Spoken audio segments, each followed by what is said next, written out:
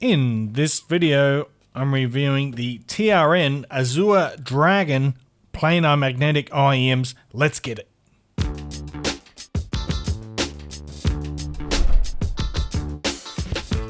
What's cracking, audio fans? It's David here from Prime Audio Reviews. Check out the design on this Azure Dragon. Isn't that awesome? These things look amazing. But before we get into all that, let me tell you first of all the price. Now the price is $210. That's the box there. You get some pretty cool stuff inside. Let's bring in these IEMs for a look and bam! Look at that. How about that design? Pretty awesome, huh? So the faceplates have got this kind of, I don't know, dragon scale type design on there. They look amazing. They are a sort of an azure color, as the name would suggest. They are all alloy or aluminium shells, and they are just, the build quality is fantastic. They feel good, they look great, and they're quite comfortable in the ears too. Let's have a quick look at the cable. And this is the cable here. It is a quite nice one. It's a mixture of silver plated copper and OCC copper, I think, if memory serves me correctly. But this is a modular cable. As you can see there, we've got no plug or connector on there. And in the box, let me just move those IEMs aside. In the box, we get three. We get a 2.5mm balanced, 3.5mm unbalanced, and a 4.4mm balanced connector. So you can plug this cable into any DAP or any DAC, headphone amplifier, etc. that you might come across, which is fantastic, especially if you're someone like me who uses a whole bunch of different sources. Love to see that. Now, in addition to all that, you also get some tuning filters. There are three types of tuning filter for three different sound profiles. The standard one, or the default one, is called reference, which I have on there now. They are delineated, I should say, by this green band around there. And then we've got the black filter, which is this one, which is called transparency, and then a red filter, which is called atmospheric. So the reference and transparency filters are fairly similar. The atmospheric one differs quite a bit, but we'll talk about that in a moment. So $210, 14.6mm planar magnetic driver. How does the Azure Dragon sound? Well, let's start off with the graph, and there you can see that's the various filters according to color, the red, green, and black. Now, the overall sound signature of the Azure Dragon is it's kind of neutral, it's balanced, it is very spacious sounding, it's kind of has an airy sound to it. Let's talk about the bass, and indifferent to recent vogues, the Azure Dragon goes for more of a mid-bass focus in the low frequencies, and the result is a highly controlled and a nimble bass with a lovely tone. It could be what is considered an audiophile bass, or one that doesn't have any bleeding or overpowering qualities, yet at the same time it doesn't make for the most captivating bass experience, as it can fall short sometimes in terms of extension and impact. However, those who prefer quality over quantity will likely appreciate the low frequencies here. Then there is the mid-range, which is a bit of a tasty delight and characterized by articulation, clarity, and spaciousness. Instruments and vocals have a neutral note size and natural density, giving them just enough richness while leaving plentiful air in between. Now, when I say just enough richness, the note size is, like I said, neutral, so neutral, maybe slightly lean, very articulate in the mid-range. Vocals are placed in the center of the stage, and while they are not the most forward or up front, they have pretty good solidity with an organic blend of expression and body, but slightly on the leaner side.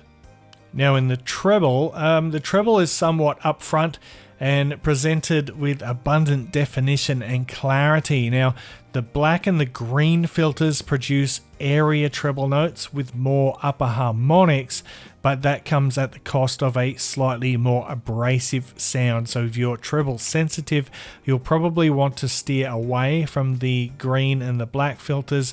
Conversely, the red filters offer a more laid back treble while sacrificing some of the sparkle and definition. But either way, the Dragon's treble has good extension and it can reveal the finer details without sounding brittle or sibilant. So it can be somewhat energetic, and certain things like electric guitars screeching and scratching, that can be a little bit abrasive with the black and green filters, but at the same time those give you the most vocal presence and upfront vibrant instruments as well. Now finally, the soundstage is quite large and spacious with good width and good depth. The Azure Dragon has good imaging and good layering, which is enhanced by nice crisp transients from that Planar driver and a fairly black background. The instrument separation is pretty impressive, and that makes it easy to identify the position of each instrument within the stage.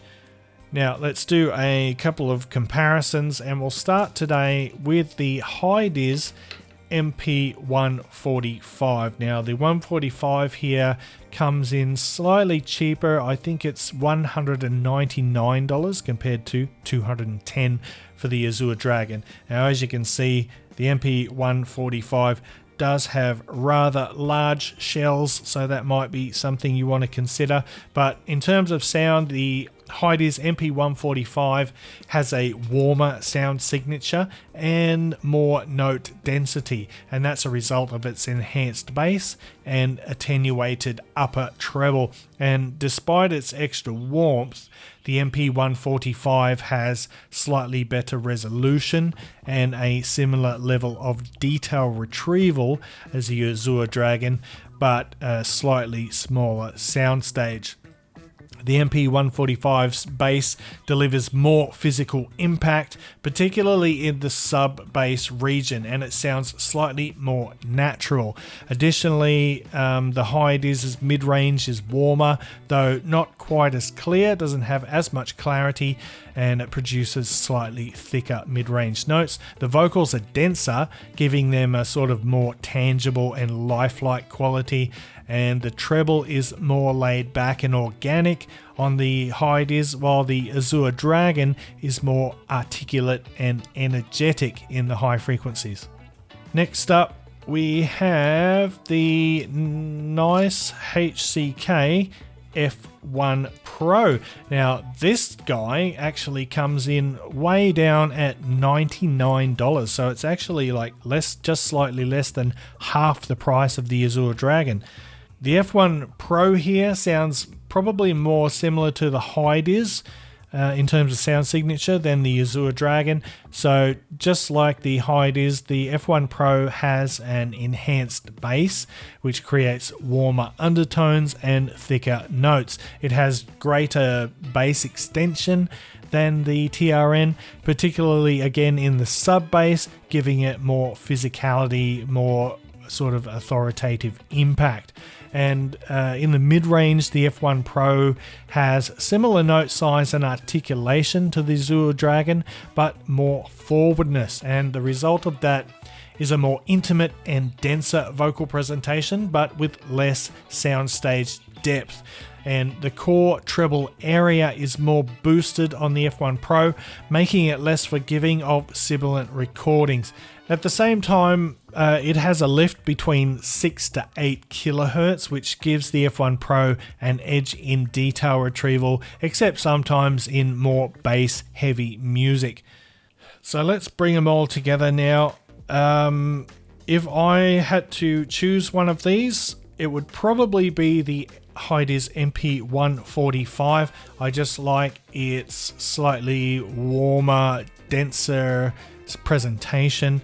It sounds to me the most natural in terms of timbre and tone out of these three. But honestly, the TRN Azure Dragon, well, first of all, it looks unreal. Like there's nothing else I can think of on the market that looks quite like that. The build quality is fantastic. They're absolutely gorgeous. And the sound, look, I think considering you get 3 sound profiles with the filters, you get that lovely modular cable, you get that amazing design, and you get a pretty good audio quality as well. So I think it is worthy of that $210 price tag. There might be some cheaper alternatives that actually slightly outclass it in terms of pure audio quality, maybe like the Let's Shure S12 or the S12 Pro, and arguably the F1 Pro here as well is probably on par, at least in some ways, but it, of course, as always, will depend on your personal preferences. Anyway, guys, that is the TRN Azure Dragon. I think it's pretty good. And with that said, I'm going to wrap it up.